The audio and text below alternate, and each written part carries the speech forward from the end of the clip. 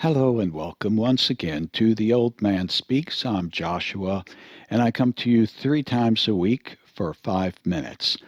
And I'm going to do something different this week, it being a rather somber time on the Jewish calendar, ending in a fast day on Wednesday night and Thursday. I think this week I'm going to talk about ideas. It's a good time to reflect on your core values and core ideas. And I'll start with a bit of a story. I used to play one in Tucson at a little coffee house, and I would get there early in the morning. Nobody expects there to be music in the morning. And I would get there at 6 a.m., take about a half hour just to have a cup of coffee, to relax. And when I went in, more times than not, somebody came in with me. Her name was Hildy, and she'd sit in the back there, about on the other side of the little part of the room I was in, and open up some books, open up the computer, have a little notepad there. And as much as I was into the music, I would get totally lost in playing the guitar. She was with equal intensity studying. And at first I thought, oh, she must be in school or something like that. But one day I went over and talked to her. She says, no, I'm doing research. I said, oh, what kind of research? And she says, I have an organization called Creating the Future. And I asked, well, what does Creating the Future do? And being a type A male personality, I kind of expected a very concrete answer, like, oh, we build houses for the poor, or we, collect money for something or other.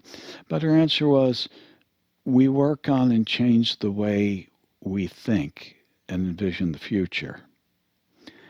And it's like I was looking for something a little bit more tangible than that, so she expanded on it and explained to me that the way we ask questions and the way we frame these questions in our vision of the future will determine the result. Therefore, they work on the ongoing methodology and implementation of envisioning the future, creating the future, with meaningful and productive questions that involve community rather than just the individual. There's a lot more to it than that. But the takeaway from this was you had an organization that was dealing in the way we think. And think about it. How many times have you had a conversation with somebody that ended with, well, that's not going to work because that's not the way people think? And that usually ends the conversation. So it made a lot of sense to me to have organizations that work on the way we think. And it doesn't matter if you're creating the future for yourself, creating it for a business, for a small community, or for society at large. The methodology that they are talking about is universal. So hold the thought connected with that story, and I'll come back to it later in the week.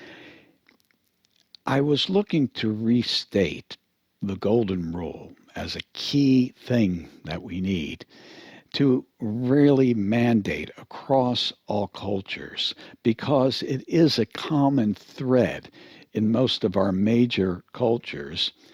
And I put on Facebook the following. It seems to me that the requirement for a civil society is we treat other living creatures and all matters in this world with respect and kindness. And we could talk later about what exactly that means. This singular idea stands on its own, regardless of beliefs about good and evil, religion, political ideology, or cultural norms. It is applied dynamically and specifically to each individual or situation through thought, speech, action, and avoidance. They all apply. We have enough in this lifetime just to study and apply this one sentence to our lives.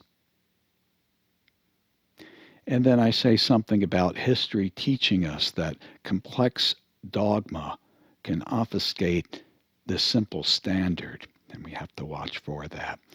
So there's a lot more to say, of course, and I've about run out of time today, but I'll continue this next time. And until next time, have a great week. See ya.